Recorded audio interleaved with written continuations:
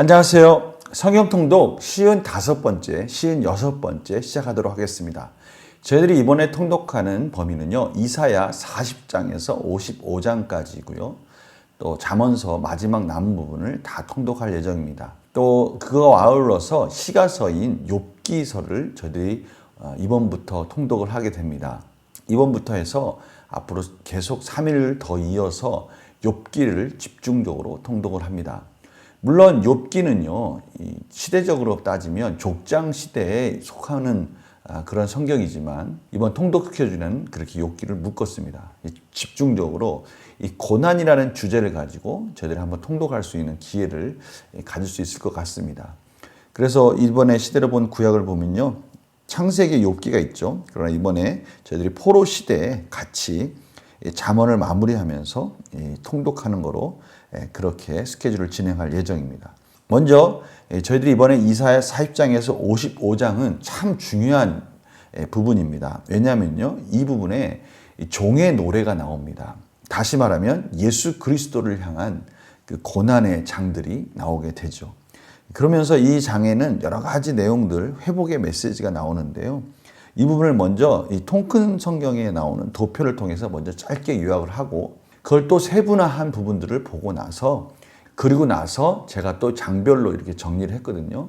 그 장별로 정리한 것 중에 통독하면서 제가 이 말씀은 꼭 필요하다라는 그 성경 구절을 가지고, 대표적인 성경 구절을 가지고 그 맥을 잡아서 정리를 했습니다. 먼저 도표로 보면요, 이사야 40장에서 55장, 이 39장과 40장은 약 100년 이상의 시간이 흐릅니다. 포로로 끌려갔을 때와 또 포로에서 해방되었을 때의 사이, 그 회복의 시간이 약 100년 이상의 시간이 흐른 거죠. 이 포로들, 이스라엘 백성들, 포로로 끌려간 사람들에게 인식은 바벨론 신들이 여호와보다 강하다, 이런 인식을 갖게 됩니다. 왜 그렇습니까? 그 당시에는 전쟁에 패배를 하면 그 전쟁에 이긴 신이 강하다라는 그런 의미를 가지고 있었습니다. 그러나 하나님께서는 분명하게 이 바벨론 신보다 하나님이 위대하시다라는 것을 여러 가지 내용들을 통해서 강조하고 계십니다. 당시의 이스라엘 백성들에게는 분명한 이러한 신학적인 또 하나님의 개념에 대해서 다시 한번 정립시켜줄 의미가 있는 것이죠. 그래서 이사야를 통해서 하나님 한 분만이 전능하신 주권자이시다라는 것을 여러 가지 내용들을 설명하시면서 다시 한번 그들에게 택한 백성으로서의 정체성을 확인시켜 주는 것을 저희들이 보게 됩니다. 또 40장에서 48장은 바벨론에서 해방되어 고국으로 돌아올 것에 대한 예언인데, 이것은 왜 중요한 겁니까? 이 세상이 복받는 하나님의 계획, 하나님의 나라가 어떻게 계속해서 그 언약이 이루어지는 것에 대한 중요한 의미를 가지고 있는 겁니다. 하나님께서 그의 백성들을 끝까지 책임지고 다시 제2의 출애굽을 시키신다는 것이 아주 중요한 의미를 가지고 있는 것이죠. 더 재밌는 것은 무엇입니까? 바로 하나님께서 사용하시는 도구가 이방왕, 바사왕 고레스를 통해서 그 일을 이루신다는 것이죠. 하나님께서 또 놀랍게도 그 부분을 또 이사야서 40장에서 55장 저희들 있는 이 사이 구간 동안에 그 부분에서도 구체적으로 나옵니다. 이러한 말씀을 통해서 뭘 알 수 있습니까? 바로 그겁니다. 바벨론 신들이 여호와보다 강하다. 이러한 인식에 대한 그릇된 행위를 완전히 뒤집는 하나님의 주권적인 역사의 주관자 되시는 하나님을 구체적으로 그들에게 가르쳐 주는 것이죠. 얼마나 이 생생한 그들의 경험입니까? 하나님께서는 예레미야를 통해서 70년 포로 생활을 하면 자유를 얻을 것이다 라고 말씀하셨습니다. 이스라엘 사람들에게 그것이 믿어지겠습니까? 반신반의하겠죠. 또 중요한 것은 그것이 어떻게 이루어질 것인지에 대해서 구체적으로 말씀을 하십니다. 그 이름까지 말을 합니다. 이 말씀을 통해서 이스라엘 사람들은 생생하게 하나님의 예언의 역사의 현장에서 그들이 살면서 하나님을 경험하게 되는 것이죠. 하나님께서 역사에 그들을 어떻게 구원의 역사를 이루어 가시는지, 정말 출애굽도 애굽에서 탈출하는 것도 놀라운 역사지만 이 바벨론 제국에서 이방 왕에 의해서 그 다시 고국으로 귀환한다는 것, 이것 또한 제2의 출애굽으로서 하나님이 아니시면 할 수 없는 역사인 것이죠.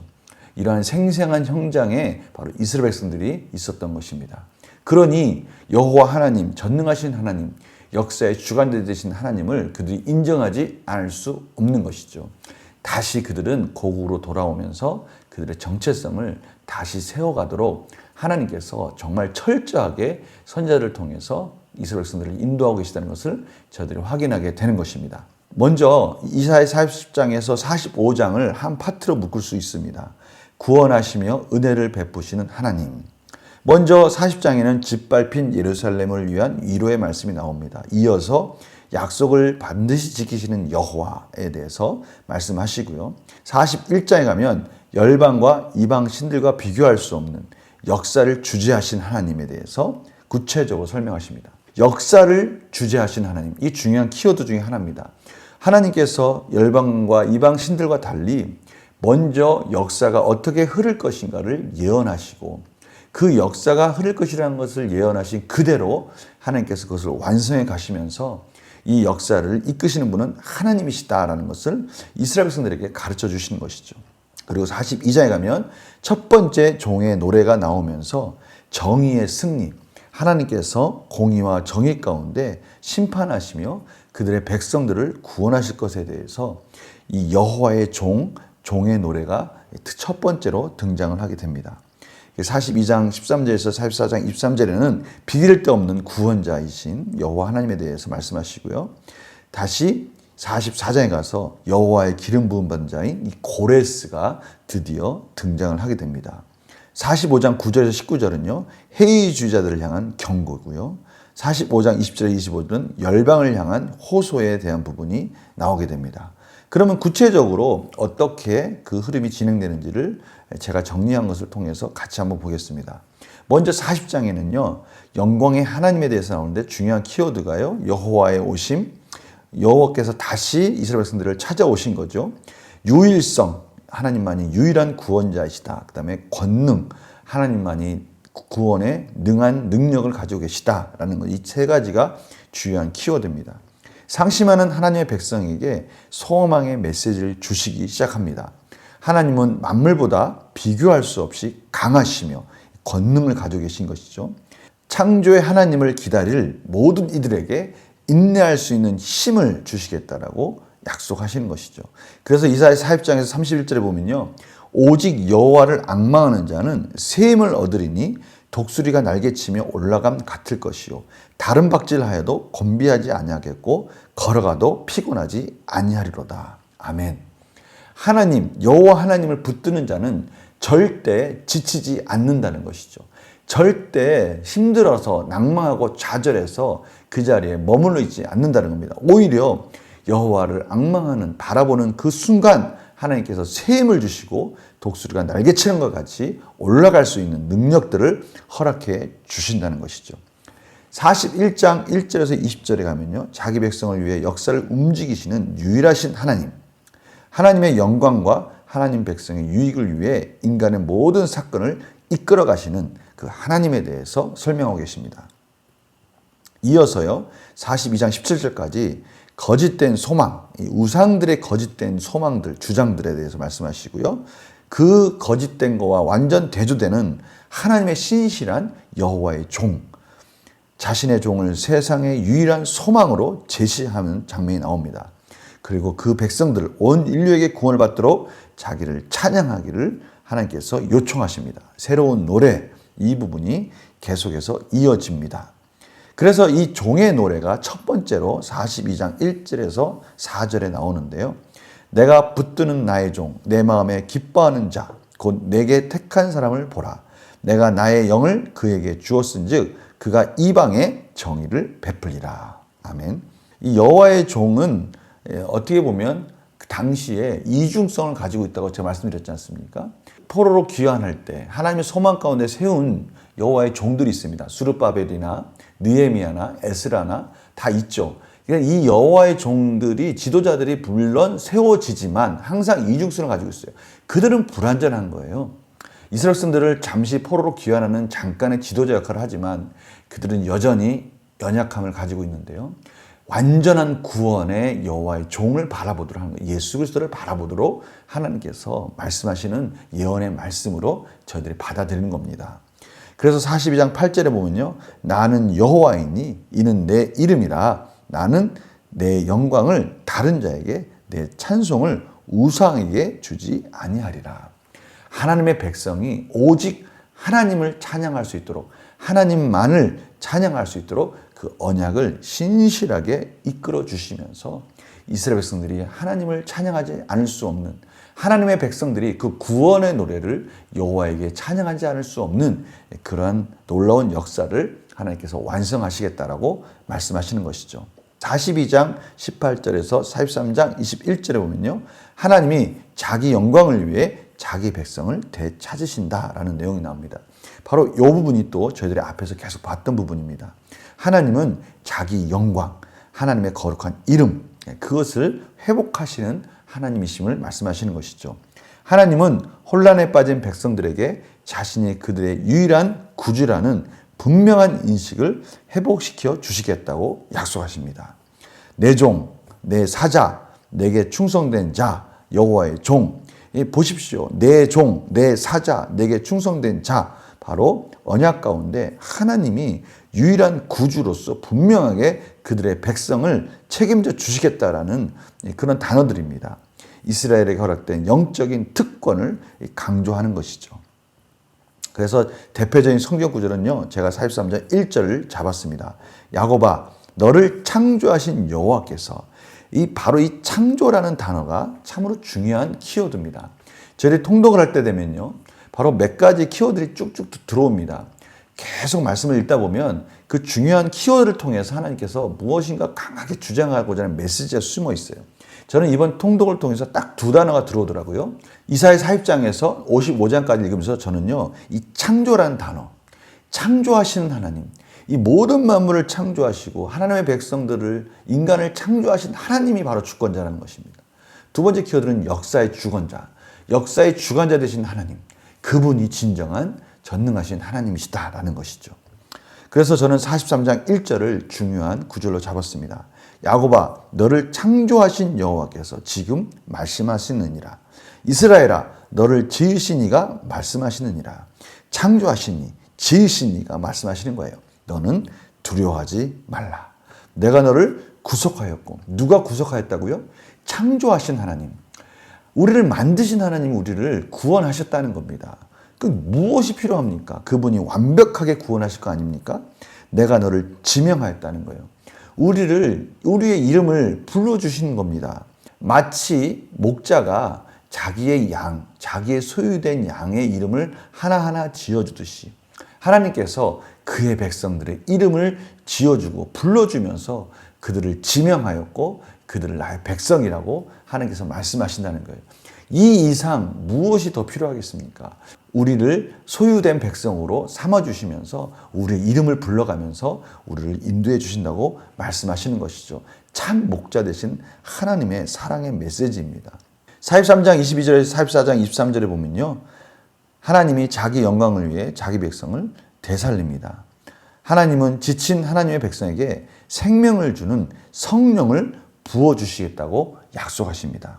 바로 이 부분 정말 중요합니다. 생명, 성령 다 연결되어 있는 것입니다. 성령이 우리 안에 계시다면 우리가 이제는 죽을 수 없는 겁니다. 영생토록 하나님과 함께하는 하나님의 백성이 되는 것이죠. 그래서요 44장 3절을 보면요. 나는 목마른 자에게 물을 주며 마른 땅에 시내가 흐르게 하며 나의 영을 내 자손에게 나의 복을 후손에게 부어주리라. 바로 이 부분이에요. 우리에게 가장 큰 복은 하나님의 성령님이 우리 안에 부어진 겁니다. 22절을 보면요. 내가 내 허물을 빽빽한 구름같이 내 죄를 안개같이 없이 하였으니 깜쪽같이 사라지게 만든다는 것이죠. 너는 내게로 돌아오라. 내가 너를 구속하였음이니라. 하나님께서 우리를 구속하셨고 우리의 죄를 구름이 물러가듯이 안개가 순식간에 사라지듯이 그렇게 우리 죄를 사해 주시겠다라고 말씀해 주시는 것입니다. 너무나 큰 소망의 메시지인 것이죠. 그러면서 44장에서 45장까지 하나님이 고레스를 사용하실 것을 드디어 예언하십니다. 하나님은 고레스 대왕을 포로기 이후에 예루살렘을 회복시킬 자로 지명하셨다라고 말씀하시는 것이죠. 44장 28절에 보면요. 고레스에 대하여는 이르기를 내 목자라. 내 목자라는 것은 하나님의 택한 백성은 아니지만 하나님께서 고레스를 통해서 이스라엘 백성들을 이끄는 임시 목자로 세우신 겁니다. 그가 나의 모든 기쁨을 성취하리라 하며 예루살렘에 대하여는 이르기를 중건되리라 하며 성전에 대하여는 내 기초가 놓여지리라 하는 자니라. 고레스를 통해서 이제 예루살렘과 성전이 회복되는 역사가 이루어질 것이라는 것을 예언하는 것이죠. 너무나 놀랍지 않습니까? 이 100년 전이라고 제가 말씀드렸지 않습니까? 예레미야가 이것을 예언하기 100년 전에 이미 이런 예언들이 이루어지는 겁니다. 25절에 보면요. 45장 25절 이스라엘 자손은 다 여호와로 말미암아 의롭다함을 얻고 자랑하리라 하느니라. 하나님께서 이 모든 구원의 역사를 이끌어 주신다라고 말씀하시는 것이죠. 46장에서 48장은요. 바벨론과 그 신의 몰락이 나옵니다. 하나님께서 이제는 기다리시고 인내하시다가 때가 되면 우상들 또 우상을 섬기는 그 바벨론을 몰락시키겠다, 심판하시겠다라고 말씀하시는 것이죠. 46장에는요. 바벨론의 신들을 조롱하는 장면이 나오고요. 46장 3절에서 13절은 이스라엘에게 호소합니다. 비교할 데 없으신 하나님을 나타내시는 것이죠. 47장에는 바벨론을 또 조롱하시고 48장에는 이스라엘에게 또 호소를 합니다. 이 46장, 47장을 다시 보면요. 저주받은 바벨론의 신들과 그의 교만을 하나님께서 지적하시는데요. 여호와 하나님은 인간이 섬기는 그 우상들을 욕보이시면서 오직 하나님만이 유일한 하나님이심을 확인시켜 주십니다. 그래서 46장 13절을 제가 대표 성경 구절로 잡았습니다. 내가 나의 공의를 갚게 할 것인즉 그것이 멀지 아니하나니 나의 구원이 지체하지 아니할 것이라. 내가 나의 영광인 이스라엘을 위하여 구원을 시온에 베풀리라. 하나님은 때가 되면 반드시 심판하신다는 것이죠. 하나님의 공의가 그 시간을 지체하지 않는다고 말씀하시는 것입니다. 48장은요. 하나님이 자신을 위해 자기 백성을 바벨론에서 해방시키는 내용이 나옵니다. 이스라엘의 완고한 불신에도 하나님은 자신의 구속의 목적을 추구하십니다. 이루어 가신다는 것이죠. 이 부분이 너무 놀랍습니다. 결국 이스라엘 백성들이 바벨론에서 포로로 귀환하는 것들, 그것은 하나님의 언약을 신실하게 지키시는 하나님의 전적인 은혜라는 것을 말씀하시는 겁니다. 그래서 제가 48장 10절 11절 말씀을 중요 구절로 잡았습니다. 보라, 내가 너를 연단하였으나 은처럼 하지 아니하고 너를 고난의 풀무불에서 택하였노라. 나는 나를 위하여 이를 이룰 것이라. 어찌 내 이름을 욕되게 하리요. 내 영광을 다른 자에게 주지 아니하리라. 하나님의 영광을 위해서, 하나님의 이름을 위해서, 하나님의 거룩한 하나님의 나라를 위해서 하나님께서 전적인 은혜로 그 모든 역사를 이루실 것이다 라고 말씀하시는 것이죠. 마지막 49장에서 55장은요. 주의 종, 고난받는 종, 이 종의 노래가 두 번째, 세 번째, 네 번째 계속 불려지고 있습니다. 먼저 49장 1절에서 13절 종이 이스라엘을 집으로 인도할 것이다 해서 두 번째 종의 노래가 나옵니다.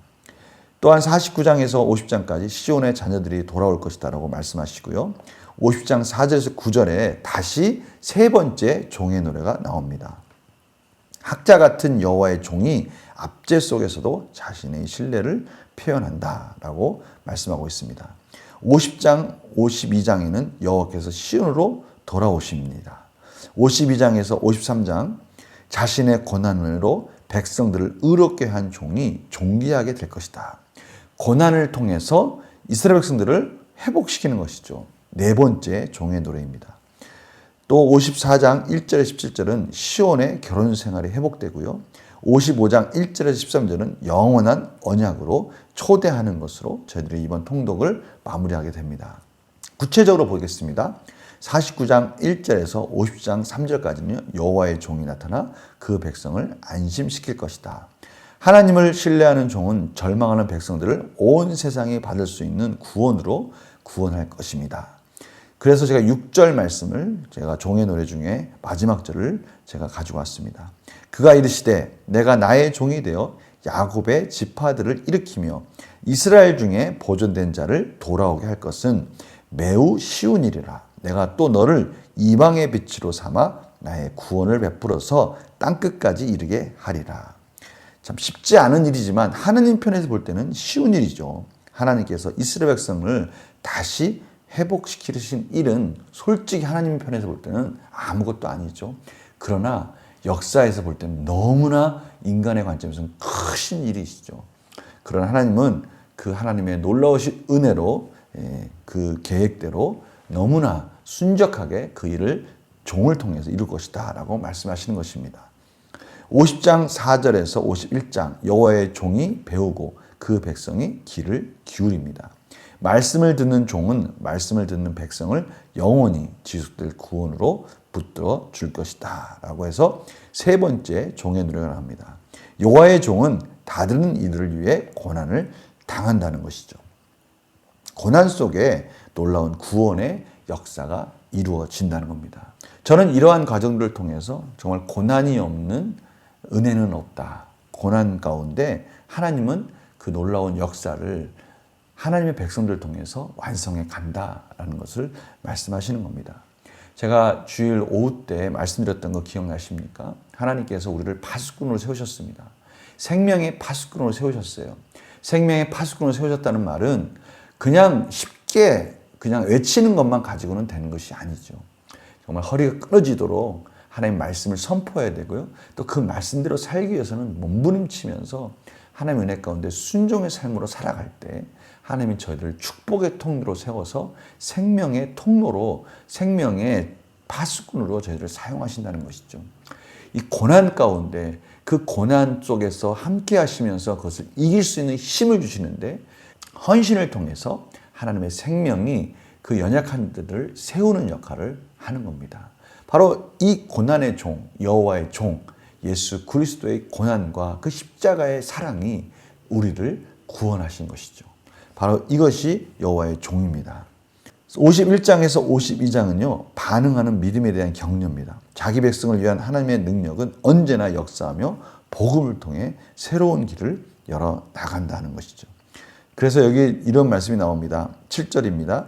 52장 7절에 좋은 소식을 전하며 평화를 공포하며 복된 좋은 소식을 가져오며 구원을 공포하며 시온을 향하 이르기를 내 하나님이 통치하신다 하는 자의 산을 넘는 발이 어찌 그리 아름다운가. 복음을 전하는 발이 참으로 아름답다. 통독을 쭉 하게 되면 정말 이 말씀이 딱 와닿습니다. 통독을 쭉 하면서 말씀 읽다 보면 정말 하나님의 복음을 전하는 저 사자들의 모습이 정말 우리가 환영할 만하구나. 너무나 아름답다라고 저희들이 고백하게 되는 것이죠. 52장에서 53장은요. 여호와의 종, 이 마지막 종의 노래가 나옵니다. 죄를 짊어지신 또 그 죄를 짊어지시고 이후 높임 받은 자, 바로 예수 그리스도에 대해서 나옵니다. 신약에서 자주 인용되는 이 네 번째이자 마지막 종의 노래는 메시아를 묘사하고 있습니다. 나는 여호와이고요. 그는 종입니다. 우리는 자신의 죄악을 짊어질 종을 필요로 하는 그 종의 제자들이죠. 바로 구원받을 자를 말하는 것이죠. 52장 12절에서 53장 12절까지가 다 종의 노래지만 저희들이 가장 잘 아는 구절이지 않습니까? 그가 찔림은 우리의 허물 때문이요. 그가 상함은 우리의 죄악 때문이라. 그가 징계를 받음으로 우리는 평화를 누리고 그가 채찍에 맞음으로 우리는 나음을 받았도다. 앞에서부터 계속 나오는 이 종의 노래와 일맥상통합니다. 고난을 받음으로, 종이 고난을 받음으로 그의 백성들이 구원을 받는 것입니다. 종의 헌신을 통해서 죽기까지 헌신하는 그 고난의 과정을 통해서 죄를 짊어가는 그 어린 양의 고난의 과정을 통해서 그의 백성들이 구원을 받는다라는 것을 이 종의 노래를 통해서 말씀하고 계십니다. 바로 예수 그리스도를 향하고 있는 것이죠. 54장에서 55장까지는요. 모두게 베풀어진 하나님의 백성을 향한 긍휼의 마음이 나옵니다. 하나님의 백성이 지금이라도 하나님의 영광스러운 은혜를 받아들이려 한다면 영원한 하나님의 사랑이 하나님의 모든 백성의 슬픔을 치유할 것이다 라고 말씀하시는 것이죠. 54장 10절에 보면요. 그래서 산들이 떠나며 언덕들은 옮겨질지라도 나의 자비는 내게서 떠나지 아니하며 나의 화평의 언약은 흔들리지 아니하리라. 너를 긍휼히 여기시는 여호와께서 말씀하셨느니라. 얼마나 복된 말씀입니까? 천지개벽이 일어날지라도, 좀 더 구체적으로 말씀드릴까요? 지구가 폭발할지라도 하나님이 우리를 향한 그 자비와 긍휼이 있기 때문에 우리는 영생의 소망에는 변함이 없다. 하나님 우리를 끝까지 책임져 주시고 계시다. 이렇게 말씀할 수 있는 겁니다. 얼마나 큰 소망의 메시지입니까? 이렇게 해서 이사야 55장까지가 마무리되고요. 이제 잠언을 마무리하게 됩니다. 22장에서 31장까지 마무리하게 되는데요. 먼저 24장까지는 지혜 있는 자의 30가지 잠언이 나옵니다. 굳이 주제를 잡자면 여호와에 대한 헌신이 이 중심 주제라 할 수 있는데요. 5절입니다. 내가 어찌 허무한 것에 주목하겠느냐. 정령이 재물은 스스로 날개를 내어 하늘을 나는 독수리처럼 날아가리라. 재물은 허망하게 날아가 버린다는 겁니다. 재물에 마음을 두지 말라. 재물을 의지하지 말라라는 것이죠. 반면에 16절을 보면요. 대저 의인은 7번 넘어질지라도 다시 일어나려니와 악인은 재앙으로 말미암아 엎드러지느니라. 그래서 의인은 여호와를 바라보는 자죠. 여호와를 바라보는 자는 독수리가 날개치는 것 같이 주를 앙모하는 자는 새 힘을 얻는다는 겁니다. 7번 넘어져도 다시 일어나는 거예요. 다시 일어나서 다시 회복될 수 있는 하나님의 은혜를 맛보는 겁니다. 그러나 악인은 엎드러지는 겁니다. 영원히 엎드러지는 것이죠. 마지막 30장에서 31장은 아굴과 르무엘의 지혜인데요. 이들은 참 그 정체가 무엇인지에 대해서는 분명하지 않습니다. 야게의 아들 아굴의 신혼이 솔로몬의 애칭이다, 이런 말도 있고 솔로몬 궁전의 고문이다, 이런 말도 있지만 분명하지 않습니다. 이 아굴은요, 인생과 자연을 면밀히 관찰함으로써 그 속에서 하나님께 대한 겸손을 배워야 된다라고 말하고 있는 것이죠. 잠언 30장 7절 9절을 제가 가지고 왔습니다. 유일하게 이 잠언에서 등장하는 기도문이에요. 딱 이 기도문 하나가 있는 겁니다. 잠언은 지혜서인데요. 이 기도문이 하나가 있어요. 내가 2가지 일을 주께 구하였사오니 내가 죽기 전에 내게 거절하지 마시옵소서. 곧 헛된 것과 거짓말을 내게서 멀리 하옵시며 나를 가난하게도 마옵시고 부하게도 마옵시고 오직 필요한 양식으로 나를 먹이시옵소서. 혹 내가 배불러서 하나님을 모른다. 여호와가 누구냐 할까 하오며 혹 내가 가난하여 도둑질하고 내 하나님의 이름을 욕되게 할까 두려워함이니이다. 바로 이 부분이 유일하게 나온 기도문입니다. 이 말씀의 핵심은 뭡니까? 이 기도문의 핵심은 하나님께서 주시는 그 이른 비와 늦은 비, 적절하게 때마다 공급해 주신 하나님의 그 공급하심이 저에게는 너무나 큰 은혜입니다. 그러한 은혜를 달라고 기도하는 것이죠. 인간적인 욕심을 가지고 많이 갖게 되면 그만큼 또 많이 갖게 됨으로 인해서 교만해지고, 적게 갖게 되면 또 적게 가진 것 때문에 또 자기의 힘을 의지해서 죄를 지을 수 있다는 그런 가능성들 때문에 하나님께 모든 인생을 맡기겠습니다. 하나님이 책임져 주십시오라고 하는 그런 기도문입니다. 이제 또 시가서 하나를 배웁니다. 욥기입니다. 저희들이 참 욥기만을 읽을 때 얼마나 힘든지 모릅니다. 그런데 이 욥기서를 통해서 저희들이 참으로 이번에는 여러 가지 경험들을 했으면 좋겠는데요. 먼저 이 역경을 통한 축복이 가장 중요한 욥기의 주제이겠죠. 서원은 1에서 2장까지입니다. 논쟁은 이제 3장에서 42장까지 이어집니다. 이 친구들, 엘리바스, 빌닷, 소발, 이 3명의 친구들과 같이 논쟁을 하게 되고요. 나중에 엘리후가 또 합세를 하게 되죠. 그래서 이 논쟁의 과정이 이 3장에서 42장까지 긴 시간 동안에 계속해서 논쟁을 하는데요. 참으로 이 장면이 참으로 중요한 장면이죠. 결국에는 하나님이 개입을 하죠. 인간들끼리 막 논쟁하고 있는데 하나님이 다 조용해라. 이제부터 내가 말할 테니까 내 말 잘 들어라. 너희들이 뭘 안다고 그러냐? 이제 이렇게 나옵니다. 참 재밌는 부분이죠. 하나님께서 이제 다시 한번 욥의 정체성을 확인해 주시고 친구들의 그러한 외고집들, 그릇된 신앙관이나 그릇된 그들이 하나님께 대한 오해들, 이런 것들을 하나님께서 다 지적을 하시면서 욥의 역경도 끝나게 되고요. 가정이 다시 온전히 회복되면서 이 욥의 번성과 회복으로 욥기가 마무리가 됩니다. 욥기는요, 구약에서 전도서와 잠언과 더불어 지혜서입니다. 그러니까 시가서 중에 지혜서이죠. 이 지혜서로 분류하고요. 시대적 배경은 제가 앞에서 말씀드렸지만 족장 시대입니다. 주제는요, 하나님의 절대 주권입니다. 나중에 욥이 그것을 깨닫게 되죠. 욥기는 고난을 다루고 있습니다. 하나님께서 사랑의 하나님이시고 전능하시다면 왜 의로운 사람이 고통을 받는지 질문하게 되는 것이죠. 이 질문이 가장 중요한 욥기의 주제를 이끌어가는 그러한 주제이죠. 그러나 고난이 중심 주제가 아닙니다. 이 부분이 참 중요해요. 이 고난에 대해서 질문을 하지만 그것이 중심 주제가 아니라 초점은 욥이 고난으로부터 무엇을 배울 수 있었는가? 욥이 이 고난을 통해서 무엇을 배웠는가? 이것이 중심인 것입니다. 폭풍 가운데에서 주어진 하나님의 결론은 하나님께서 전능하시며 그분이 어떠한 일을 선택하시든 간에 그분은 경배받으실 분이다라는 것이죠. 이 부분이 흔들리지 않는다면 저희들은 신앙생활의 삶이 차원이 다르게 됩니다. 욥은 고난을 통해 하나님의 절대 주권을 배웁니다. 욥도 사실은 이 과정이 지나가기 전에는 이 절대 주권에 대해서 잘 이해하지 못했던 거죠. 욥은 자신이 의지할 모든 것이 고갈되자 자신을 낮추고 주 하나님의 위대하심과 위엄을 인정하게 됩니다. 욥은 하나님에 대한 인식의 폭이 넓어져 역경 속에서도 하나님의 선하심과 능력을 신뢰할 수 있는 방법, 어떻게 하면 이제 이 고난 속에서 하나님의 선하심과 능력을 신뢰할 수 있는지를 배우게 되는 것이죠. 하나님께서 행하시는 일은 때로는 사람이 다 이해하기 어렵지만 그분은 언제나 신뢰할 수 있는 분이시다라는 것을 저희들은 알게 됩니다. 하나님은 자신이 주권자이며 무슨 선택을 하든지 경배할 가치가 있다는 사실을 알려주십니다. 이러한 욥기의 내용을 구약탐험에서는 이렇게 정리하고 있습니다.